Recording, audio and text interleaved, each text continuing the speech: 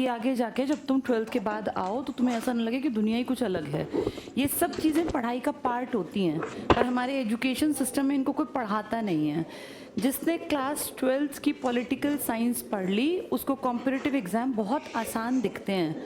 ऐसा नहीं कि 12th हम पढ़ते नहीं, सब 12th पढ़ के आते हैं, पर 12th में उस हिसाब से कभी पढ़ाया ही नहीं जाता। सारी की सारी कहानियाँ 12th क्लास में हैं। ये ऐसे ही 10th में, 8th में, 6th में, 7th में सारी तो हिस्ट्री है। अब इस क्लास में हम लोग पढ़ रहे हैं मॉडर्न हिस्ट्री। ये modern Indian history class 8th में है। NCERT इसको एक्सप्लेन करती है पूरी कहानियों को। पर प्रॉब्लम ये है कि स्कूल में हमने कभी ध्यान नहीं दिया, ना हमारे टीचर्स कभी ऐसे बताते हैं कि बेटा ये काम आएगी, इसको ध्यान से सुनो और समझो। हम जब 8th में होते हम टाइम पास कर रहे होते हैं सभी, बस ये होता है कैसे नंबर आ जाए रट्टा मार के। ये समझते ही नहीं कि अंग्रेज़ कौन थे, पुर्तगाली कौन थे, कौन आया, क्या फ़र्क पड़ा देश पर। इसीलिए बाद में कोचिंग की ज़रूरत पड़ती है बेटा। अगर ध्यान से देखें ना, कोचिंग कुछ भी अलग नहीं पढ़ाते। जो मैं पढ़ा रही हूँ ये सब NCERT में है। तो अब जितने बच्चे यहाँ बैठे हैं जो स्कूल लेवल के हैं, बेटा तुम लोग अपने आप को लकी मानो कि तुम्हें जल्दी एज में समझ आ गई कि हमें क्या पढ़ना है। नहीं तो बहुत लोगों को इंडिया में आफ्टर ग्रेजुएशन PG के बाद भी समझ में नहीं आता कि हमें क्या पढ़ना है। वो वहाँ से लौट के वापस स्कूल की किताबों पर आते हैं। तो अब जितना मैं बोलूँ ध्यान से उसको सुनो और समझो। हमने बातचीत स्टार्ट की थी एक संस्था की। वो संस्था बनी थी 1885 में। उस संस्था को तुम कहते हो कांग्रेस। आज कांग्रेस कहते ही तुम्हारे दिमाग में एक पंजे का निशान आता है और तुम्हें लगता है एक पॉलिटिकल पार्टी, एक ऐसी जैसी नॉर्मल पॉलिटिकल पार्टी, लेकिन ऐसा नहीं है। कांग्रेस इंडिया की सबसे दमदार, सबसे ताकतवर, उस टाइम पे ये पार्टी नहीं थी, उस टाइम पर ये एक ऑर्गेनाइजेशन थी, एक संस्था थी। और किसी भी इंसान को अपनी बात अगर सरकार तक, प्रशासन तक, बड़े अधिकारियों तक पहुंचानी हो तो उस एक अकेले की बात कोई नहीं सुनता। लेकिन जब वो जाके कहता है कि मैं फलां संस्था का प्रधान हूँ और मेरे पीछे इतने लाख लोग हैं, तो तुरंत उसको इज्जत मिलती है। DC जो ज़िले का हेड होता है ना, ज़िला अधिकारी सबसे बड़ा, वो अपने सामने बैठा भी लेता है, बात भी करता है, चाय भी पिलाता है और बहुत तमीज़ से पेश आता है। वहीं अगर कोई नॉर्मल आदमी जाके कहे कि जी हमारे गांव में बिजली नहीं आ रही, तो उसको बाहर खड़ा हुआ आदमी भगा देगा कि भाग, यहाँ हमें यही काम है, बिजली नहीं आ रही, कोई सुनेगा ही नहीं। लेकिन अगर एक गांव के 10-20 बड़े लोग जिनका कि प्रशासन में एक दबदबा हो, वो जाते हैं तो देखना उनके अखबारों में पिक्चर भी आती हैं, उनको बैठाया भी जाता है, चाय पानी भी होता है, उनसे तमीज़ से बात की जाती है। इसका मतलब एक अकेले आदमी की वैल्यू नहीं है। किसकी वैल्यू है? ये बात हमें अंग्रेज़ों से पहले भी पता थी, ऐसा नहीं कि हमें नहीं पता थी, लेकिन हम ताकतवर संस्था कभी बना ही नहीं पाए थे। एक आदमी था A.O. ह्यूम, इसने ये विचार दिया कि इंडिया में एक बड़ी पार्टी, एक बड़ी ऑर्गेनाइजेशन बने जो सबको एक ताकतवर संस्था की तरह एक केयर दे। और इसी सीरीज़ में हम लोगों ने पूरे देश के अलग अलग हिस्सों से बहुत कोशिशों के बावजूद 72 लोग इकट्ठे हो पाए। 72 बहुत कम होते हैं बेटा, 72 मेंबर्स। और ये दिसंबर के महीने में जाके मुंबई में एक कॉलेज हुआ करता था, गोकुलदास तेजपाल संस्कृत महाविद्यालय, वहाँ इकट्ठे हुए और 3 दिन वहाँ बेटा बैठक चली। 3 दिन वहाँ खाना पीना, बातचीत करना। और सबने कहा कि भैया अब एक टारगेट बनाते हैं, अपने अपने एरिया में जाएंगे और मैक्सिमम लोगों को अपने साथ जोड़ लेंगे। वो लोग क्या कहलाएंगे? कार्यकर्ता। अभी भी देखो अखबारों में आता है BJP के कार्यकर्ता या कांग्रेस के कार्यकर्ता या इनेलो के कार्यकर्ता। कार्यकर्ता होते हैं वो लोग जो बिना, आजकल तो खैर सब लालच में करते हैं, लेकिन बिना लालच के लिए किसी संस्था विशेष के लिए जो लोग काम करते थे, उसके मेंबर्स को बढ़ाने की कोशिश करते थे, उसकी मीटिंग्स करते थे, उसके एजेंडा को जनता तक पहुंचाते, तो हम कहते थे ये इसके कार्यकर्ता हैं। तो कांग्रेस ने काम करना शुरू किया और बहुत जल्दी कांग्रेस में 72 से बढ़ते बढ़ते बढ़ते हज़ारों और देखते देखते लाखों लोग आ गए। 20 साल तक कांग्रेस बस एक काम करती रही, एप्लीकेशन लिखने का। ये एप्लीकेशन लिखती बहुत अच्छी भाषा में और उस एप्लीकेशन को जाके जो इंडिया का हेड था, जिसको हम कहते थे वायसराय, इसके ऑफिस में जाके 5-10 आदमी जाते, वो इज्जत भी देता क्योंकि उसको देखता था इनके पीछे लाखों लोग हैं, और उनको चाय पानी पिलाता, उनके जाते ही उनकी एप्लीकेशन को मोड़ के और रद्दी की टोकरी में फेंक देता। इसका मतलब उसके दिमाग में हमारी वैल्यू ज़ीरो थी, हमें लगता था हमारी बात सुनी जा रही है, और वायसराय ने कभी हमें तवज्जो नहीं दी। इसीलिए इन 20 सालों में कांग्रेस कोई काम नहीं करा पाई। हाँ, कांग्रेस ने चालाकी का एक अपना खेल रचा और उसने बंगाल को दो हिस्सों में डिवाइड कर दिया।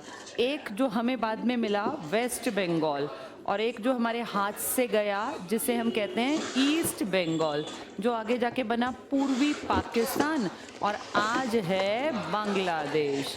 बंगाली भाषा बोलते हैं ना यहाँ, बांग्ला मतलब भाषा, तो बंगाली बोलने वालों का देश, तो नाम पड़ गया बांग्लादेश। बंगाली हमारी भी है और बांग्लादेश की भी है। इनका जो नेशनल एंथम है अमार सुनार बांग्ला, तो मतलब मेरा खूबसूरत बांग्लादेश या मेरा खूबसूरत बंगाली बोलने वालों का देश या ज़मीन, वो हमारे रविन्द्रनाथ टैगोर ने ही तो लिखी है, क्योंकि वो बंगाली थे, वो खुद बंगाल के तो थे। पहले ये सब एक था। 1905 में अंग्रेज़ों ने झूठ बोल के लॉर्ड कर्जन ने ये कहा कि भैया काम बहुत ज़्यादा है, काम को डिवाइड करना पड़ेगा, और इसलिए हम इसके दो हिस्से बना रहे हैं। एक बना दिया पूर्वी बंगाल और एक बना दिया पश्चिमी बंगाल। पश्चिमी बंगाल जानबूझ के ऐसे बनाया गया जिसमें हिंदू ज़्यादा और इस तरफ मुस्लिम। और अगले साल इन्होंने अपनी चाल चली और 1906 में एक लीग बना दी, मुस्लिम लीग। इस मुस्लिम लीग ने सारे मुसलमानों को ये दिखाया कि हम तुम्हारे कहीं ना कहीं फ़ायदे के काम करेंगे, ये कांग्रेस तुम्हारा फ़ायदा नहीं करेगी। ये बात कुछ लोगों के समझ में आ गई थी, जिनमें तीन दोस्त बहुत अच्छे थे, लाल, बाल, पाल। इन तीनों ने पुरजोर कोशिश की कि सरकार ऐसा ना करे, पर ये क्या कर सकते थे? मैंने क्या बताया, संस्था है तो ताकत है, एक आदमी को तो कोई भी पीट के भगा देगा बेटा। इन तीनों ने खूब कोशिश की, इनकी समझ में आया कि भैया अगर हमें अपनी बात अंग्रेज़ों तक पहुंचानी है तो हमें कांग्रेस की सबसे बड़ी पोस्ट पर बैठना पड़ेगा। कौन सी पोस्ट है वो? अब कांग्रेस अध्यक्ष बनने के लिए चुनाव होता था, कुछ लोग अपना नाम देते, फिर उसमें जैसे मान लो हम ही लोग हैं, यहाँ पे कांग्रेस का इलेक्शन हो रहा है, तो दो लोग खड़े हो गए, भाई इसके पक्ष में कितने लोग हैं, तो वोट डलेंगे, भाई 50 लोग हैं, इसके में 70, तो 70 वाला बना देंगे। अब यहाँ पे जब इलेक्शन होना था तो उसका एक ना पीछे से बैकग्राउंड तैयार किया जाता है। जैसे आपके देश में इस साल इलेक्शन है तो आप देखोगे प्रचार, ये तो धुंध वुंध ज़्यादा है इसलिए नहीं कर रहे। अगर अप्रैल मई में इलेक्शन होते हैं, 99% अप्रैल में इलेक्शन स्टार्ट होंगे। अभी मान लेते हैं कि अभी इस ठंड के चक्कर में इलेक्शन का प्रचार प्रसार कम है। अब तुम धूप निकलते ही देखना क्या होगा, चारों तरफ गाड़ियां, फलां भाई का को वोट देकर विजयी बनाएं, फलां बहन को वोट देकर, ऐसे तो चलेगा, चारों तरफ यही चलेगा। कहीं झंडे पड़े हैं, कहीं टोपियां, कहीं पता नहीं क्या क्या होगा। अगले 2 महीने ऐसा तांडव सा मचा देंगे दुनिया में जैसे पता नहीं क्या, सिर्फ इलेक्शन इस देश में है और कुछ नहीं दिखेगा तुम्हें। ये कांग्रेस के अध्यक्ष का पद भी ऐसा ही था, इसके लिए लोग भूखे रहने लग गए थे कि यार एक बार अध्यक्ष मैं बन जाऊं। अब इस अध्यक्ष के पद पे जो बैठेगा उसके हाथ में 1 साल की पावर आ गई, वो जो डिसीजन लेगा वो सबको मानना है। तो लाल बाल पाल को लगा कि भैया ये पावर हमें चाहिए, हमें ये पद जीतना पड़ेगा। इन्होंने कोशिश की, अपना नाम दिया। अब इन तीनों में सबसे ज़्यादा जो लगता था भाई ज़्यादा बढ़िया है वो बाल गंगाधर तिलक। तीनों बढ़िया थे लेकिन तिलक का दबदबा थोड़ा सा ज़्यादा, जैसे बेस्ट में भी एक ऊपर हो जाता है भाई, ये अलग ही बात है इसकी। तो बाल गंगाधर तिलक ने अपना नाम दिया कि भाई मैं अध्यक्ष पद का कैंडिडेट हूँ। वहाँ दूसरी तरफ जानबूझ के नाम दिया गया दादा भाई नौरोजी। दादा की रिस्पेक्ट देश में बहुत ज़्यादा थी, और चाहे जवान हो, बुजुर्ग हो, बड़े हो, बूढ़े हो, हर ज़बान पर दादा का नाम था। मैंने आपको बताया था दादा की अचीवमेंट बहुत ज़्यादा थी। दादा कहने के दादा हैं, ये कोई बुजुर्ग ऐसे आदमी नहीं है जिनमें समझ ना हो।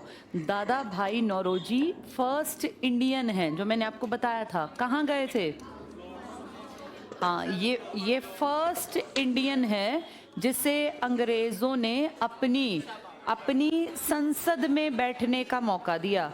उनकी टैगलाइन क्या थी? Indians and dogs are not allowed. कहाँ? उनके सिनेमा घर में, उनके क्लब्स में। वो अपनी किसी भी जगह हमारा कंपैरिजन हमारे साथ कुत्तों का नाम कि इंडियंस एंड डॉग्स, जगह जगह लिखा होता है कुत्ते, यहाँ कुत्तों का प्रवेश वर्जित, हमारा भी इंडियंस का भी। वहाँ पे जहाँ इंडियंस और डॉग्स को बराबर लिखते थे, ये एक इंडियन है, फर्स्ट इंडियन, जो अंग्रेज़ों की पार्लियामेंट हाउस तक पहुँचा और अंग्रेज़ों को अपने साथ की कुर्सी पे बैठाना पड़ा।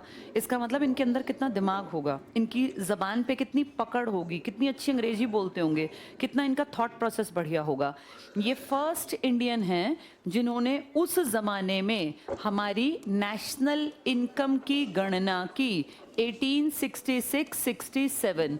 ये कब की बात कर रही हूँ? तब तुम और मैं, हमारे भी तो परिवार रहे होंगे ना बेटा, हमारे दादा परदादा के पिताजी रहे होंगे, बिल्कुल अनपढ़ थे उस टाइम, नॉर्मल इंडियन। ये इतने पढ़े लिखे थे, अकेले आदमी ने पूरे भारत में कितने रुपए हैं वो डिवाइड करके वो उसको डिवाइड कर दिया टोटल पॉपुलेशन से। और उस ज़माने में इन्होंने कहा था कि हर इंडियन को 20 रुपए मिल सकते हैं हर भारतीय के हिस्से में। इतनी हमारी नेशनल इनकम 1866 में थी। फिर इन्होंने कहा देखो इस इनकम में कैसे धीरे धीरे धीरे धीरे बुरा हाल मचा, कैसे इंडिया गरीब हुआ। तो ये समझाने के लिए इन्होंने एक किताब लिखी, नाम है द पॉवर्टी, गरीबी एंड अन ब्रिटिश रूल, यानी अगर अंग्रेज ना हो तो हमारे देश में क्या होगा, रूल इन इंडिया। ये बहुत फेमस किताब है बेटा, बहुत बार आती है, the party and un British rule in India. ये इनकी अचीवमेंट्स हैं जो हमेशा चलेंगी। इनको मरे तो बहुत साल बीत गए लेकिन ये आज तक पढ़ाई जाती हैं। तीनों क्वेश्चन पेपर में आते हैं। पहला भारतीय जिसको अंग्रेजों ने अपने पार्लियामेंट में जगह दी, कौन था वो? पहला भारतीय जिसने नेशनल इनकम की गणना की थी, दादा भाई नौरोजी। एक किताब लिखी the party and un British rule in India, किसने लिखी है ये? दादा की इतनी अचीवमेंट थी, सब रिस्पेक्ट करते थे बेटा। इज्जत होती है जो आदमी पढ़ा लिखा और काबिल हो। अब जब दादा का नाम आया तो तिलक ने कहा भाई मैं दादा के सामने खड़ा नहीं हो सकता, ये मेरे लिए मतलब मैं कभी सपने भी नहीं सोच सकता कि दादा खड़े और मैं कह दूं कि मैं अध्यक्ष बनूंगा, ये तो बहुत गलत है। उन्होंने तुरंत अपना नाम वापस ले लिया और फिर सबकी चहेते जो थे दादा, वो भारत की कांग्रेस के अध्यक्ष बन गए। ये 1906 की घटना है। फिर अगले साल अब दादा ने कहा भाई मैं हूँ बुजुर्ग, मेरे बस की हर साल ऐसे हेड बनना नहीं है, अपने हेड खुद बनाओ। 1907 में कांग्रेस का फिर से अधिवेशन होना था। इन तीनों ने पक्की तैयारी कर ली और अधिवेशन था पुणे महाराष्ट्र में। लेकिन ऐन मौके पे आकर हमें पता है किसने, गांधी जी जिनको अपना गुरु मानते थे, G.K. गोखले, गोपाल कृष्ण गोखले। गांधी जी कहते थे ये मेरे राजनीतिक गुरु हैं। ये क्वेश्चन आएगा, गांधी के राजनीतिक गुरु का दर्जा किसे दिया गया? गोपाल कृष्ण गोखले। गोपाल भी भगवान कृष्ण का नाम, कृष्ण भी कृष्ण, तो G.K. गोखले। गोखले ने जानबूझ के कांग्रेस की बैठक बिल्कुल ऐन मौके पे बदलवा दी। ये बैठक होनी थी पुणे में लेकिन बाद में हुआ सूरत अधिवेशन। अब ये तीनों आदमी जिन्होंने अपनी पूरी तैयारी कर रखी थी, एकदम से सब कुछ बदल गया। ये वहां पहुंचे, इनके साथ लड़के भी गए लेकिन जो एक था ना भाई मेरी सीट पे मेरा दबदबा है, वो सीट हट गई और यहाँ जाके फिर इनकी कहासुनी स्टार्ट हुई और वो बहुत भयानक रूप ले गई। और कांग्रेस के बुजुर्गों ने इन तीनों को और इनके साथ जो लड़के थे उनको कहा तुम कांग्रेस से बाहर, तुम्हें निष्कासित कर दिया, निकाल दिया। आज के बाद कांग्रेस का हाथ तुम्हारे सर पे नहीं रहेगा, तुम्हें जो करना हो करो, लड़ना हो लड़ो, मरना हो मरो, हमारे पास मत आना, ना हमारी किसी बैठक में आना। ये बहुत इंपॉर्टेंट है। कौन सा अधिवेशन? हाँ, इसकी अध्यक्षता का मुद्दा था कि अध्यक्ष कौन। तो ये कह रहे थे अध्यक्ष तिलक और वहाँ वो कह रहे थे अध्यक्ष बनेगा रास बिहारी घोष। ये पेपर में पूछा जाएगा। आदमी का नाम है रास बिहारी घोष। इस नाम के दो आदमी हैं बेटा, एक का नाम बोस है सरनेम, एक का नाम घोष। जो ये बोस है ना, ये तो क्रांतिकारी है, ये तो बग्गी पे बम फेंकेगा जब दिल्ली की तरफ आएगा वायसराय। ये जहां बोस आ जाए, बम की राजनीति करने वाला एक बहुत ताकतवर क्रांतिकारी जो कभी दबा झुका नहीं। लेकिन जहां घोष आ जाए, शांतिपूर्ण तरीके से अपनी बात रखने वाले, वो जो बुजुर्गों की कहीं ना कहीं साथ खड़े थे। तो अब जब मुद्दा आया तो बोस मत याद करना क्योंकि बोस तो बम वाले हैं। यहाँ आएगा रास बिहारी घोष। इनको नरम वाले जो बुजुर्ग टाइप के थे ना, वो चाहते थे बने और यही बने क्योंकि गरम तो यहाँ से चलते कर दिए, निकाल दिए। 9 साल के लिए गरम को बिल्कुल बाहर कर दिया। 1907 से और 1916 में फिर ये इकट्ठे होंगे। इस बीच में अंग्रेजों ने देखा कि ये जवान लड़के जो हैं, इनके आगे पीछे कोई है नहीं पूछने वाला। एक एक को उठाया और जिनमें सबसे ताकतवर कौन था? तिलक। और तिलक को कहा कि भैया तुम चलो मांडले जेल। झूठे किसी विवाद में फंसा के और मांडले जेल भेज दिया। मैंने आपको बार बार बताया, मांडले जेल में जो गया वो ठीक वापस नहीं आता, बीमारी लगनी ही लगनी है। और इनको फिर 6 पता नहीं 8 साल के लिए गए थे ये, मतलब एक लंबा टाइम ये बाहर रहे। अब आपके देश में राजनीति में ये है नहीं। लाला लाजपत राय वो भी बाहर चले गए अपना कोई केस वेस लड़ने। कोई वैलेंटाइन शिरोल करके आदमी था, उसने कह दिया ये अशांति का जनक है, तो इन्होंने कहा मैं मानहानि कर दी मेरी और मैं केस करूंगा। तो एक तरह से ना सारा दल जो था वो काम नहीं कर पाया इनके संगी साथियों का। इस बीच में इंडिया में बड़े काम कर दिए अंग्रेजों ने। 2 आदमी थे, एक मार्ले और एक मिंटो। मार्ले और मिंटो एक्चुअल में 2 बड़ी पोस्ट हैं। मिंटो बैठा है इंडिया में, ये है आपका वायसराय, और ये है सेक्रेटरी, सचिव। इन दोनों ने कहा हम इंडिया में रिफॉर्म्स कर रहे हैं, रिफॉर्म्स होते हैं सुधार, लेकिन एक्चुअल में इन्होंने क्या किया, हिंदू मुसलमानों की सीटें डिवाइड कर दी आगे लिखत पढ़त में। पहले हम मन से अलग किए, सबसे पहले बंटवारा किया, बंगाल विभाजन, फिर मुस्लिम लीग बना दी और 1909 में सुधारों के नाम पे हिंदुओं को कहा हिंदुओं की सीट पे इलेक्शन लड़ोगे, मुसलमानों की सीट पे सिर्फ मुसलमान, यानी हम लिखत पढ़त में अलग हो गए। कौन से सन में? आज तुम 2009 को क्रॉस किए भी कितने साल हो गए। वो जो जहर इन्होंने घोला था वो सही घोल दिया इन्होंने अपनी तरफ से। अब जब कभी इंडिया पाकिस्तान लड़ते होंगे या हिंदू मुस्लिम लड़ते होंगे तो सोचो अंग्रेज वहाँ बैठ के हंसते होंगे कि हमने ये बीज लगाया था कभी 1905 में कि ये आपस में खूब लड़ें मरें कलेश करें, और वो बीज आज इतना बड़ा वट वृक्ष बन गया कि चाह के भी उसको पढ़ाई लिखाई के बावजूद हम धो नहीं पाए उस मैल को। और आज भी अभी 2023 तुम्हारे सामने बीता है, मेवात में याद करो दंगे, वो तो बस बच गए क्योंकि थोड़ा पुलिस एक्टिव हो गई और कुछ ये इलेक्शन का साल था तो अपनी इमेज ना खराब करें। नहीं तो याद नहीं है वो बिल्डिंग पर पत्थर लेके इकट्ठे होके और कैसे मारकाट मची थी। 3-4 दिन तक इंटरनेट बंद रखा था, सारे स्कूल कॉलेज यूनिवर्सिटी बंद रखे थे कि कहीं आगजनी हो जाए, नुकसान हो। हाँ बेटा,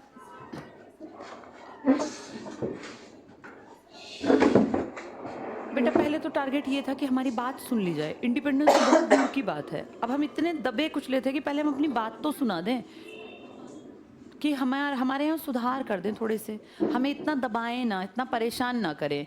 जैसे ना हमारे इंडिया में पिछड़ापन बहुत था बेटा, जो हमारा मूल कल्चर था ना इंडिया का, ये तबाह कर दिया था अंग्रेजों ने, ऐसा हमें लगता था और था भी काफ़ी हद तक। तो कांग्रेस ने स्टार्टिंग जब की तो कांग्रेस के मन में था कि भाई हमारी बात सुन ली जाए, थोड़े थोड़े ज़रूरत के अनुसार हमारे इंडिया में सुधार कर दिए जाएं। ये जो वर्ड है ना स्वतंत्रता, इसकी तो समझ बहुत लेट आई हमें, और इस समझ को लाने में क्रांतिकारी लड़कों ने बहुत बड़ा योगदान दिया, जिनमें आगे जाके भगत सिंह और ये अपना क्या नाम था इनका, राजगुरु सुखदेव। ये स्वतंत्रता का विचार बहुत लेट आया और कांग्रेस ने इसके ऊपर एक शब्द इस्तेमाल किया था, पूर्ण स्वराज। ये भी बहुत लेट किया बेटा, 1929 में। पता है क्या होता है, सबसे पहली चीज़ होती है, जैसे अब आप अपने आप को देखो, हम सबको लाइफ बड़ी आसान दिखती है कंपैरेटिवली, मतलब ठीक है मुश्किलें सबकी ज़िंदगी में है, लेकिन बेटा तुम यहाँ तक आए, तुम्हें कोई डर कोई भय नहीं है। उस टाइम स्वतंत्रता तो बहुत बाद की बात थी, पता नहीं कहाँ अंग्रेज़ हमें समानता ना दे के मारने पीटने लग जाएं और हम कुछ कर ही ना पाएँ। पहली प्रायोरिटी थी कि हमें कम से कम इंसान तो समझ लो, हमारे यहाँ ऐसे सुधार करो जिससे हम लोग तुम्हारे बराबरी पर ना सही लेकिन इंसान की श्रेणी में आ जाएं। अंग्रेज तो हमें कुछ मानते ही नहीं थे ना, वो तो जानवरों जैसा व्यवहार करते थे। जब हमें थोड़ी थोड़ी समानता फील हुई फिर हमने ये डिमांड उठाई, और ये डिमांड उठाने में क्रांतिकारियों का असली योगदान है बेटा। क्रांतिकारी सदा से नहीं थे, आपके देश में सबसे पहले क्रांतिकारी जो दिखाई दिए बड़े लेवल पे वो 1897 के आसपास थे, जो खुदीराम बोस जैसे लड़के थे ना, प्रफुल्ल चाकी जैसे लड़के, जिन्होंने कहा कि मरते मर सकते हैं लेकिन अंग्रेजों का नुकसान करेंगे। उन्होंने किसी का मर्डर कर दिया, किसी पे बम फेंक दिया। तब आपके देश में ये बात आई कि भाई हम इनके अंडर क्यों रहते हैं, हम क्यों नहीं आज़ाद हो जाते। ये विचार पहले हमारे दिमाग में भी नहीं था कि हम आज़ाद हो जाएं इस तरह से। तो पहली चीज़ थी कि हमें बराबरी पे मान लो और हमारे लिए कुछ फ़ायदे के काम कर दो, जिससे कि हमारा समाज थोड़ा सा ठीक स्थिति में आ जाए। तभी तो एप्लीकेशन लिखते थे सुधारों के लिए। 1911 में मैंने आपको बताया था एक विदेशी जॉर्ज पंचम आया और वो बम्बई से आता आता यात्रा दिल्ली तक गया। जॉर्ज पंचम के एक बड़े दरबार को हम कहते हैं दिल्ली दरबार। ये बेटा पेपर में आएगा, इसको ध्यान से सुनना। एक्चुअल में दिल्ली दरबार लगे हैं 3, लेकिन तुम्हारे पेपर में आते हैं 2। कौन कौन से? एक आता है 1877-78 का, जब तुमने क्रांति की थी ना, क्रांति याद है 57 की क्रांति, जिसमें बहादुर शाह जफर, रानी लक्ष्मीबाई, तात्या टोपे, नाना साहब, बेगम हजरत महल। उस क्रांति के बाद हमारा सारा राजपाट महारानी ने अपने हाथ में ले लिया, पहले कंपनी के पास था। तो महारानी को ना क्रांति के 20 साल बाद हमने कहा कि हम महारानी के अंडर हैं, जो यहाँ वायसराय था, और महारानी को हम सबसे बड़ी उपाधि देंगे। तब उसने दिल्ली दरबार आयोजित किया और महारानी को केसर ए हिंद, जैसे आज का भारत रत्न है इंडिया का सबसे बड़ा अवार्ड, हाँ उस टाइम का सबसे बड़ा अवार्ड था केसर। केसर का मतलब केसरी क्या होता है? शेर। तो हिंद का शेर, तो केसर ए हिंद, केसरी हिंद भी लिख देते हैं कहीं कहीं, केसरी हिंद वो यही है, केसर ए हिंद। तो हिंदुस्तान का शेर, ये उपाधि थी सबसे बड़ी, ये हमने महारानी ब्रिटेन को दी 1877 में, क्रांति के 20 साल बाद। ऐसा क्यों किया गया? महारानी को ये दिखाने के लिए कि देखिए मैडम, जहाँ आप राज करती है वो कितनी बढ़िया जगह है और हम कितना बढ़िया आपका हम नाम वहाँ पे बड़ा बना रहे हैं, तो आप चिंता मुक्त रहिए, हम इस एरिया में बढ़िया शासन कर रहे हैं। तो महारानी को उपाधि दी गई केसरे हिंद। फिर एक दिल्ली दरबार लगा था 1903-4 में, ये करजन के टाइम, लेकिन इसका हिस्ट्री में कहीं नाम नहीं आता, ये इंपॉर्टेंट नहीं है। जो सबसे इंपॉर्टेंट दिल्ली दरबार है वो 1911 में लगा, जब दिल्ली को बहुत सुंदर दुल्हन की तरह सजाया, सजे हुए हाथी, घोड़े, बहुत सुंदर दिल्ली ऐसी बना दी कि समझ में ही ना आए कि ये दिल्ली है। यहाँ जाके आया था हमारे देश में जॉर्ज पंचम, और इसने 2 बड़ी घोषणाएं की थी कि अब के बाद राजधानी परिवर्तित होगी। कहाँ से? कलकत्ता से नई दिल्ली। और इसको कहा कि सर लोग दुखी हैं, बंग भंग, तो इसने कहा बंग भंग को मैं रद्द करता हूँ। लेकिन तब तक अंग्रेज जानते थे कि इनके मन में तो हमने बीज बो दिया कि हिंदू मुसलमान अलग, तो अब करते रहो इकट्ठे, अब थोड़ी ना ये इकट्ठे होंगे। वैसे भी हमने सीटें तो बटी हुई देख ही ली 1909 में। 1911 में दिल्ली दरबार सबसे इंपॉर्टेंट है। वैसे एक में महारानी विक्टोरिया को हमने उपाधि दी थी, कौन सी उपाधि? हाँ, ये क्रांति के ठीक 20 साल बाद की घटना है, केसरे हिंद, और फिर वो 1911 की। क्लियर इतना? ये सब कहानी मैंने तुम्हें पहले भी सुनाई थी, अब ये दोबारा सुनाने से ना तुम्हारे दिमाग में चीजें बैठ जाएंगी, पेपर में आसान दिखेंगी। अब ध्यान से पहले किताब में से इतना ही हिस्सा कर ले, क्योंकि फिर उसके बाद अगला 2-4 साल का पड़ाव और सुन लो, फिर एक चरण पूरा होगा। तो हम ये पहला चरण पढ़ रहे हैं। कांग्रेस ने 3 चरणों में अपनी लाइफ को जिया। आज की कांग्रेस नहीं है, पुरानी कांग्रेस है। पहला चरण था 20 साल का, 1885 से 1905। तब तक ये क्या करते थे? सारे कामों की एप्लीकेशन। इनको पता है हम क्या कहते हैं भैया? ये लोग थे उदारवादी, मॉडरेट्स, उदार थे। इनके साथ कुछ भी पूरा करो, ये कहते थे कोई बात नहीं, अंग्रेज अच्छे हैं, अंग्रेज समझदार हैं, अंग्रेजों पे विश्वास रखो। इन्होंने कभी नहीं कहा अंग्रेज बदतमीज हैं, घटिया हैं, हमारे साथ एक्सप्लॉइट कर रहे हैं इंडिया को। हमेशा कहते थे अंग्रेज पढ़े लिखे समझदार हैं, हमारा फायदा ही करेंगे। इस गलत फहमी में कितने साल काट गए, और अंग्रेज अंदर ही अंदर हमें कमजोर करते रहे। फिर दूसरा चरण स्टार्ट हुआ 1905 से ही स्टार्ट हुआ, लेकिन 7 लिखते हैं क्योंकि इन 2 सालों में की कहानी मैंने तुम्हें बता दी। बंगाल विभाजन, मुस्लिम लीग और सूरत अधिवेशन 1907 से 1919 तक मान लेते हैं। अब इसमें क्या हुआ? इसमें इसका कांग्रेस का डिवीजन हो गया, इसके 2 दल बन गए, एक जिसका नाम है गरम और एक जिसका नाम है नरम। ये उदारवादी ही क्या बने? नरम, मॉडरेट्स। ये कहते थे भैया लड़ो झगड़ो मत, आराम से काम कर लो, शांतिपूर्ण तरीके से, लड़ाई में क्या रखा है। ये थे एक्सट्रीमिस्ट। क्यों आराम से काम करें? ये दूसरे देश के लोग आके यहाँ मौज मस्ती कर रहे हैं, यहाँ से पैसा लूट रहे हैं और हम आराम करते रहें। कब से आराम करते करते देश गरीब बना दिया, भिखारी बना दिया, तुम सोए रहना। इनकी बातें थी जवान लड़कों की, और वो बातें थी मैच्योर बुजुर्ग कि भैया लड़ाई में क्या रखा है। इनका डिवीजन चला अगले 11 साल तक, ये बिल्कुल अलग रहे। 9 साल तक, 16 में जाके इकट्ठे हुए, लेकिन इकट्ठे होके फिर कुछ मिला ही नहीं, क्योंकि तब तक 1920 आने वाला था और तिलक की डेथ हो गई, और लाला लाजपत राय जो थे वो भी थोड़े बुजुर्ग से आदमी बन गए। उन्होंने उतना ध्यान उस तरीके से नहीं दिया कि लड़ना और मरने वाली बातों पर। इस बीच में हमारे देश में एक बहुत बड़े मास लीडर की एंट्री हो गई, महात्मा गांधी। गांधी इंडिया लौट आए 9 जनवरी 1915।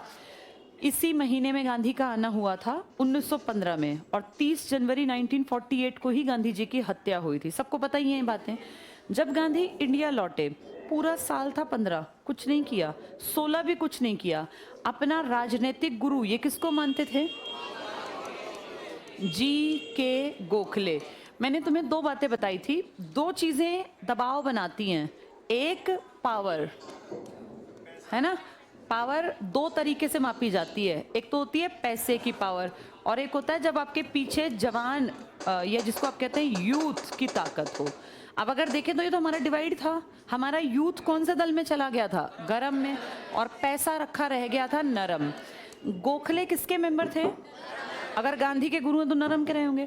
लेकिन गोखले ने फील किया कि यार पैसा बेशक हमारे पास कितना हो, हम दबाव नहीं बना सकते, हमारे पीछे यूथ नहीं खड़ा, और ये अंग्रेज जानते हैं कि यूथ नहीं है तो हमारी कोई क्यों सुनेगा, क्योंकि ताकत ना हो तो फिर किसी को फर्क नहीं पड़ता।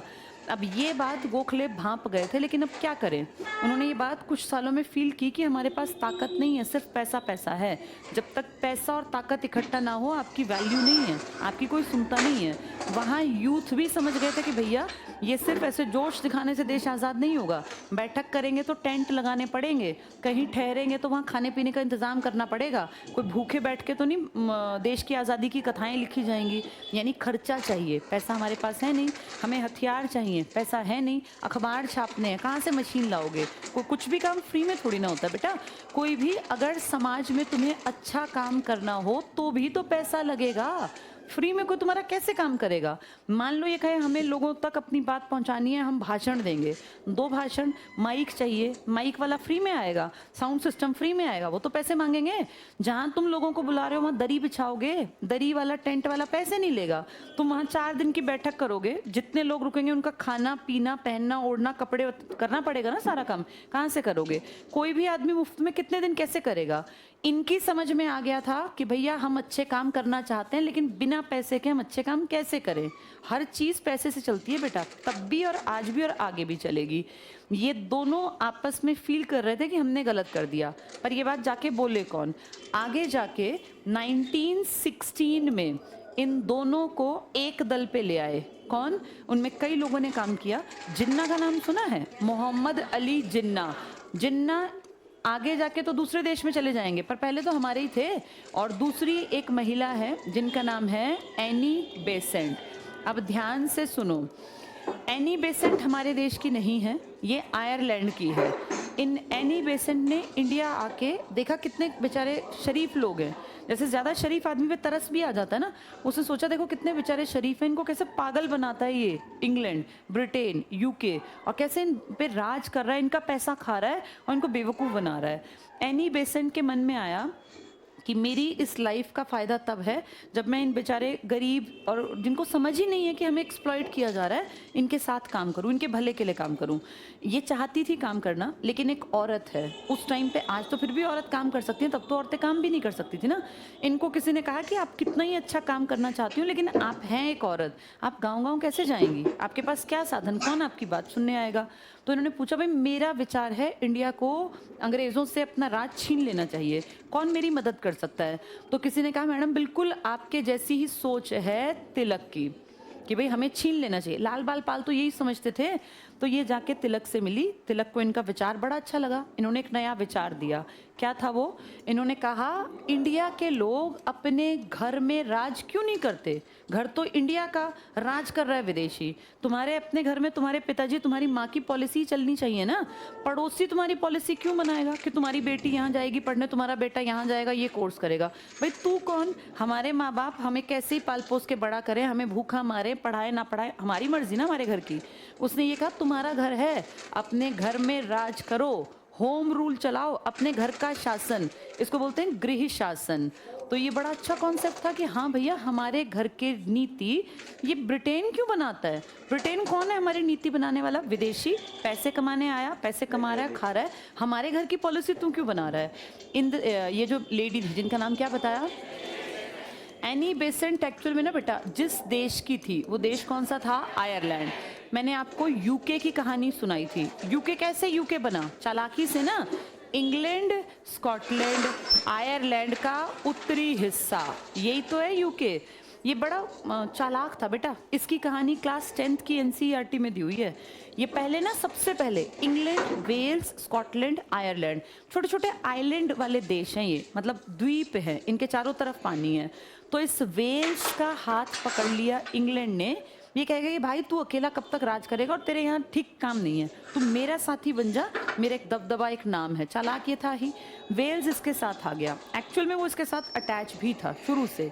फिर इसने ना स्कॉटलैंड के लोगों को कहा कि यार तुम्हारा रंग रूप, आंखों का रंग, बालों का रंग, तुम्हारी त्वचा, हाइट, हेल्थ सब हमसे मैच करती है, तुम और हम एक्चुअल में एक ही हैं, हमारे पूर्वज एक थे, तो तुम हमारे साथ ही रहो। और वो भी इनकी बातों में आ गए। उन्होंने कहा ठीक है। इनको कहा हमारा राजा तुम्हारा राजा, तो हम हमारा एक राजा और हम एक देश माने जाएंगे ताकि सब हमसे दबें डरें। ये इनकी बातों में आ गया। फिर इन्होंने ये कोशिश की आयरलैंड के ऊपर, इसको भी कहा भाई तुम भी तो हमारे पड़ोस में हो, तुम्हारा भी लगभग देखो हिस्सा हमारे जैसा सही है। आयरलैंड थोड़ा चालाक था। आयरलैंड ने कहा क्यों, हम तुम्हारे पड़ोस में बेशक हैं लेकिन हम अलग हैं। तो इसने सोचा आयरलैंड मेरी बात नहीं मान रहा, सबसे बढ़िया तरीका है फूट डालना। इसने यहाँ फूट डलवा दी। कैसे? इस पूरे एरिया में क्रिश्चियनिटी है बेटा, ईसाई है, जीसस क्राइस्ट की पूजा करते हैं लोग। अब ये तो सारे इसकी बातों में आ गए। इसने यहाँ जब इसकी बात नहीं मानी तो इसने इनके घर के अंदर कलेश करवाया, जैसा हमारा करवाया था ना हिंदू मुसलमानों का। यहाँ सब क्रिश्चियन हैं तो दो धर्म तो नहीं है, लेकिन क्रिश्चियनिटी में भी दो धाराएं तो बटी थी ना। जैसे हमारी नहीं बटी हुई, एक शैव वाले एक वैष्णव वाले, हर धर्म में बटती हैं। हीनयान महायान, ऐसे सुने हैं तुमने ये नाम? हीनयान महायान कौन है? बुद्धिस्ट बट गए थे दो हिस्सों में। हीनयान वाले क्या कहते हैं कि जो महात्मा बुद्ध थे वो एक आदमी थे और वो अच्छे थे, उनकी शिक्षाएं आगे बढ़ाओ, उनकी पिक्चर्स मत बनाओ, मूर्तियां मत बनाओ।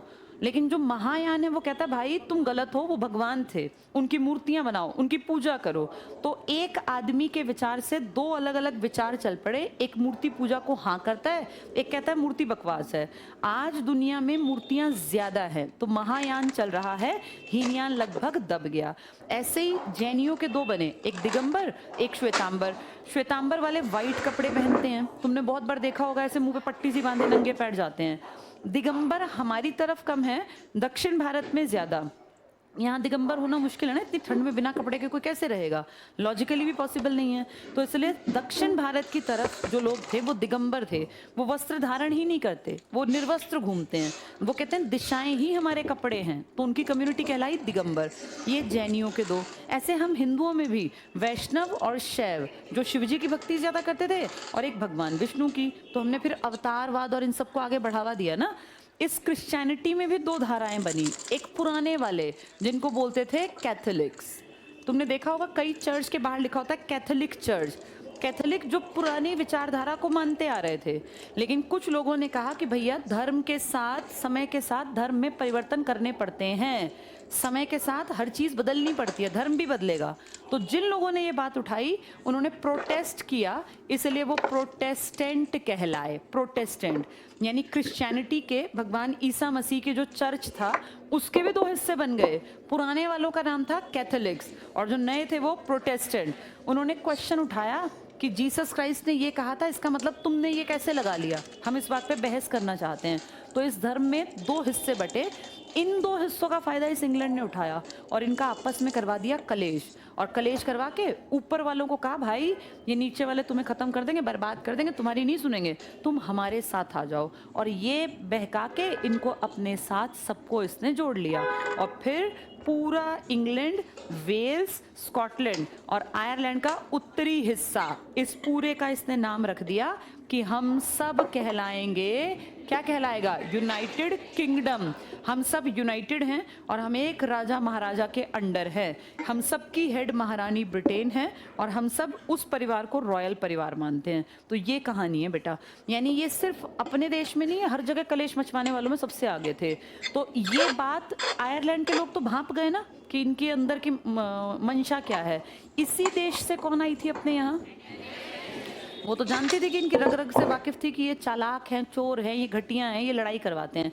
तो एनी ने आके आयरलैंड से ये कहा कि मैं इनको बहुत अच्छे से जानती हूँ, ये हमारे पड़ोसी हैं, इन्होंने हमारे देश में क्या कलेश करवाया, तुम्हारे देश पे ये राज करें चालाकी से, तो तुम कुछ इस तरह का करो जिससे कि तुम अपना राज खुद अपने हाथ में ले लो। और इन्होंने कौन सा कॉन्सेप्ट दिया एनी ने? Home rule.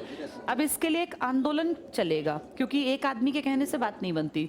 तो होम रूल लीग बनी बेटा पूरी। जैसे इन्होंने मुस्लिम लीग बनवाई थी ना, ऐसे हमने बना ली होम रूल लीग। इसके दो लीडर कौन कौन हुए? एनी, और एनी का साथ किसने दिया? तिलक ने। अब एनी है बेटा एक लेडी, तिलक है एक आदमी। रात भर कहीं किसी गांव में जाके घूमना, भाषण देना, भाई किसी के घर भी ठहर गए, वो तो आदमी के लिए पॉसिबल है ना। एक औरत अनजान गांव में कहाँ घूमेगी, कैसे भाषण देगी, कौन उसकी सुनेगा। फिर एनी को हिंदी भी नहीं आती, भाई आयरलैंड की है तो अंग्रेजी आती है। अब एनी और तिलक दोनों मिलके काम कर रहे हैं, ग्राउंड पे काम कर रहे हैं तिलक। गांव गांव जाके तिलक ने ये कॉन्सेप्ट दिया, भैया अपने घर में हम खुद राज क्यों नहीं करते। ठीक है अंग्रेज एकदम से नहीं भागेंगे, पर अपना राज तो हम छीन लें इनसे, कि तुम बैठे रहो ऊपर वाले पोजीशन पर, नीचे का काम हम खुद करेंगे। ये बात बहुत लोगों को अच्छी लगी और देखते देखते देखते यंग लड़के किस लीग के मेंबर बन गए। एक आंदोलन चल पड़ा और एक ऐसा टाइम आया सबको लगा कांग्रेस पीछे रह जाएगी और होम रूल लीग आगे निकलेगी। 1916 की बात है। अच्छा, एक बात एनी समझती थी कि एक छोटे से आंदोलन से देश नहीं बदलेगा, मुझे कांग्रेस में भी जाना पड़ेगा। तो एनी बेसेंट अगले साल कांग्रेस की मीटिंग में गई और एनी की इंटेलिजेंस लेवल इतना था कि कांग्रेस, जिसमें सारे आदमी ही थे, इक्की दुक्की औरतें थी, कांग्रेस ने पहली बार फर्स्ट टाइम एक लेडी को अपना अध्यक्ष बनाया। ये कौन थी ये लेडी? Annie Besant. तो पहली बार एक औरत, जैसे तुम बैठे हो ऐसे बैठे हुए थे, एक लेडी स्टेज पे खड़ी हुई और सबने कहा भाई हाँ ये ठीक है, ये इंटेलेक्चुअल हैं, पढ़ी लिखी हैं, समझदार हैं, इनका थॉट प्रोसेस है, इनको अध्यक्ष बना देते हैं। तो ये क्वेश्चन बन गया, इंडिया में पहली बार एक औरत को कांग्रेस ने अपनी अध्यक्षा बनाया। किस देश की है ये और क्या नाम है इनका? अब हम इंडियंस को ना एनी बोलना उस टाइम टफ लगता था, एनी बेसेंट, तो इनका नाम दे दिया गया माता बसंत। भाई माँ और बहन का थोड़ा दर्जा ऊंचा होता है तो इनका नाम कर दिया गया माता बसंत। अब इनको देख के इंडियन जो लेडीज थी उनके मन में भी आया यार हम भी तो यहाँ पहुँच सकते हैं, अगर ये कर सकते हैं तो हम क्यों नहीं कर सकते।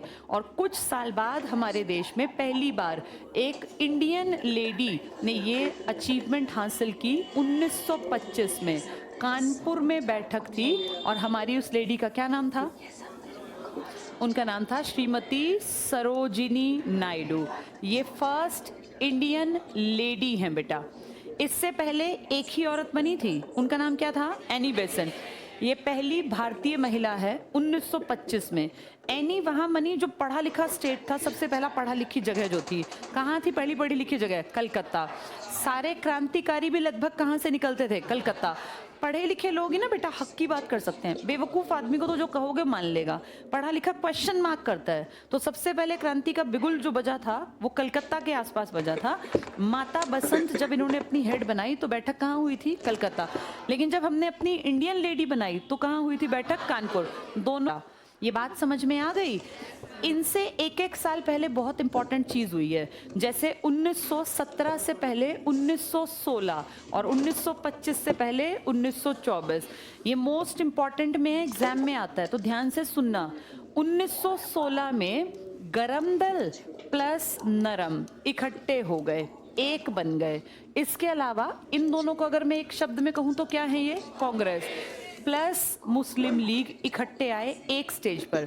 जैसे मान लो हम हैं, एक बैठक हुई बहुत बड़ी, इसको बोला जाता है बेटा लखनऊ पैक्ट, लखनऊ समझौता। यूपी में है ना लखनऊ, तो लखनऊ में एक समझौता हुआ, लखनऊ पैक्ट हुआ।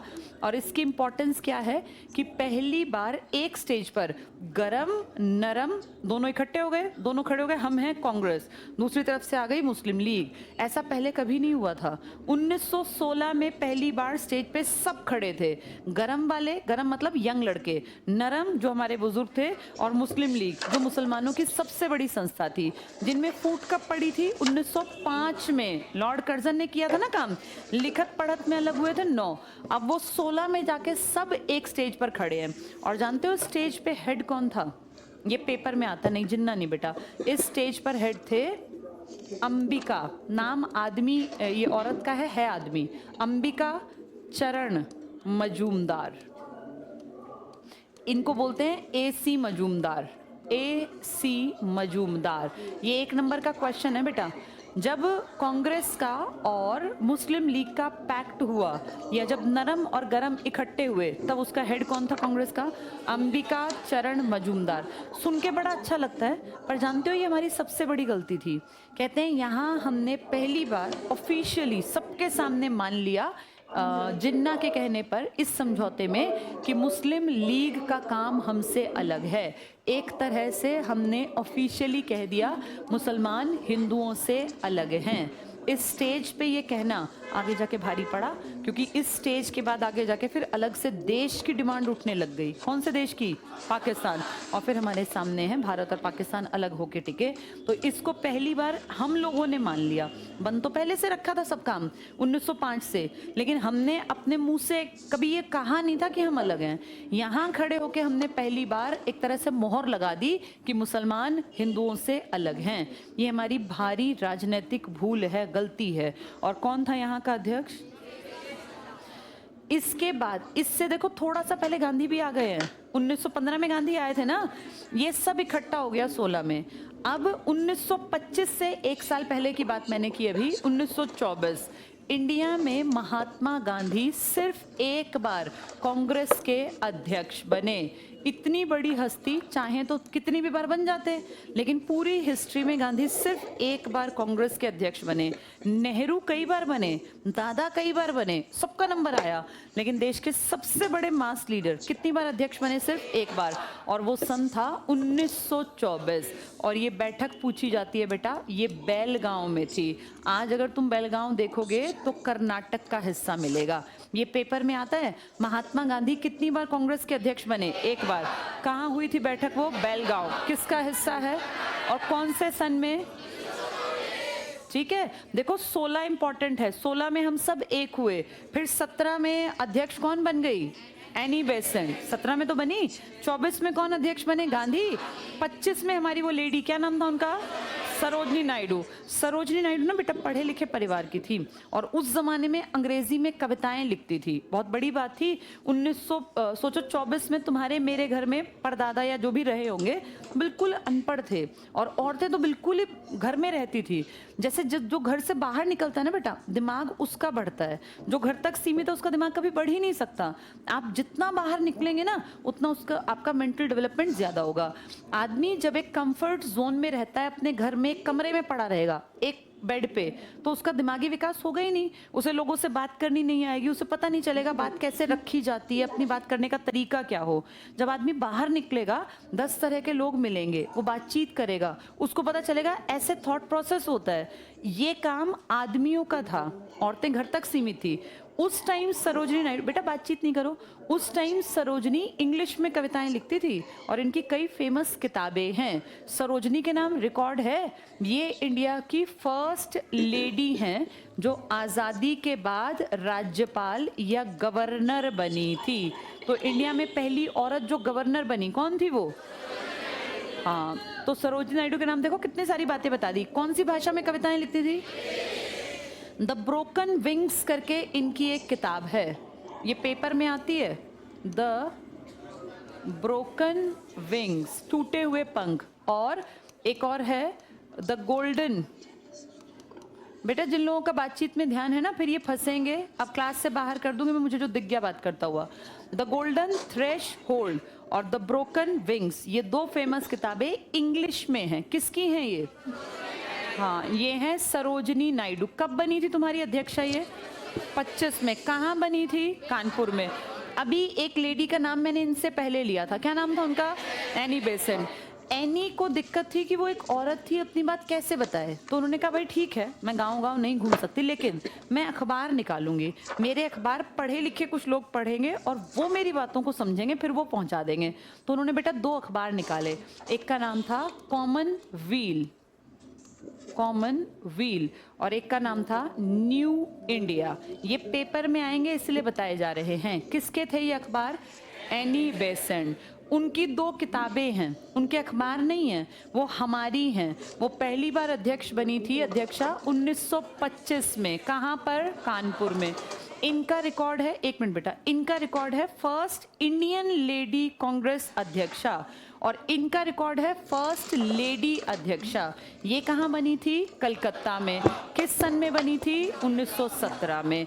इनके दो अखबार हैं, द कॉमन व्हील और न्यू इंडिया, और उनके दो अखबार हैं, द ब्रोकन विंग्स और द गोल्डन थ्रेशहोल्ड। वो अखबार नहीं है, वो किताबें हैं, किताबें इंग्लिश में लिखती थी, ये भी अंग्रेजी में लिखती थी, तो इनके भी अंग्रेजी के। हाँ, कोई कुछ पूछ रहा था बेटा? 1 साल के बेटा। हाँ, थ्रेशोल्ड होता है देहली, देहरी होती है ना घर में, अब तो नहीं बनती, पहले नहीं होता था घर और बाहर में ऐसे ऊंचा सा उठा देते थे, जब कोई घर में एंटर करता था उसको क्रॉस करके अंदर जाता था। थ्रेशोल्ड का मतलब होता है देहरी, या जिसको देहली कहते थे हम लोग, देहली या देहरी। ठीक है, क्लियर इतना सबको? 2 चरण पढ़ लिए हमने। पहला कहाँ से कहाँ तक था? 1885 से 1905, और दूसरा 1907 से 1919। इसमें तुम्हें 16-17 तक की बातें मैंने बता दी, 24-25 वैसे ही एक्स्ट्रा में बता दिया। अब गांधी बीच में एंटर कर गए, लेकिन गांधी अभी इंपॉर्टेंट नहीं है। गांधी की एंट्री कब हो गई है? 1915। 15 में गांधी ने कुछ नहीं किया, 1916 में भी कुछ नहीं किया। पता है क्यों नहीं किया?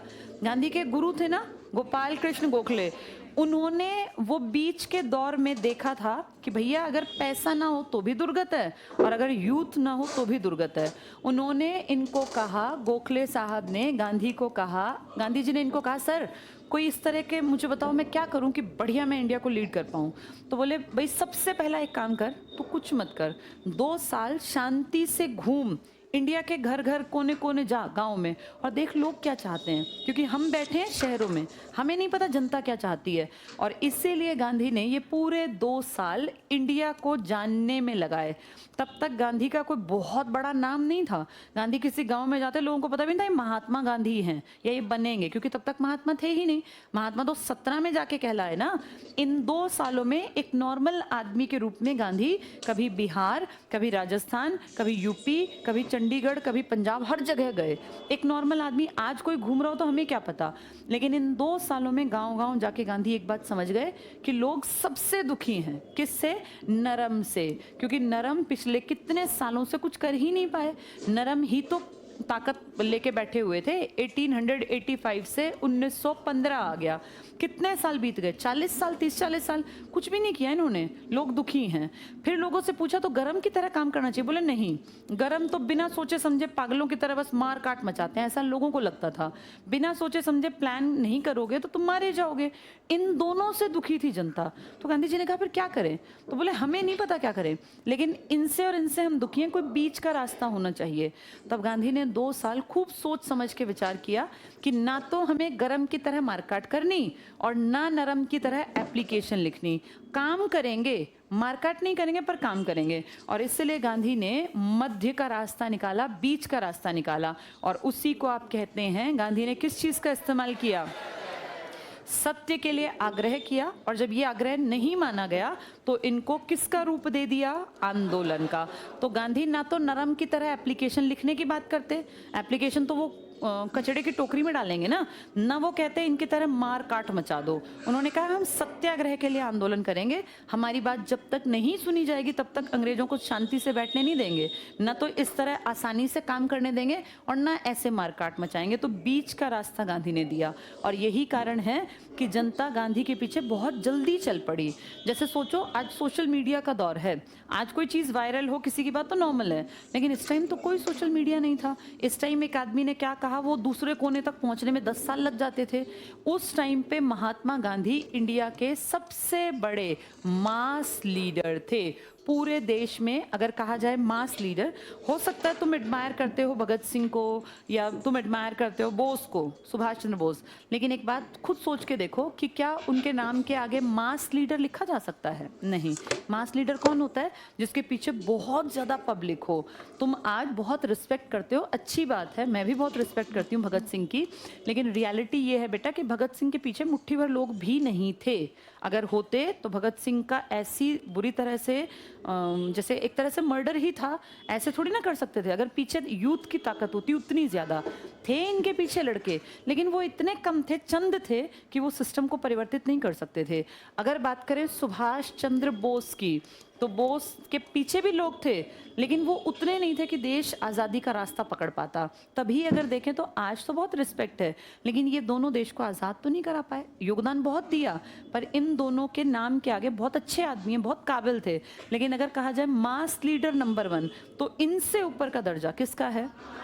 हाँ, आज आप में से कुछ लोग सोच रहे हैं गांधी जी ने क्या किया, कुछ लोग इस तरह से कहते हैं, पर बेटा एक बात हम नकार नहीं सकते। ऐसा नहीं कि मैं गांधी जी के पीछे कोई मेरे कोई फेवरेट लीडर है, मुझे ज़्यादा अच्छी इन दोनों की जो सोच थी ना, विचारधारा लगती है। लेकिन हम इस बात से मुंह नहीं फेर सकते कि अगर जब भी मास लीडर का नाम लिया जाएगा तो नंबर 1 पे हमेशा लिखा जाएगा महात्मा गांधी। उन्होंने लोगों को इतना विश्वास दिलाया कि उन्होंने कहा करो या मरो, यानी या तो लड़ लो या मर जाओ।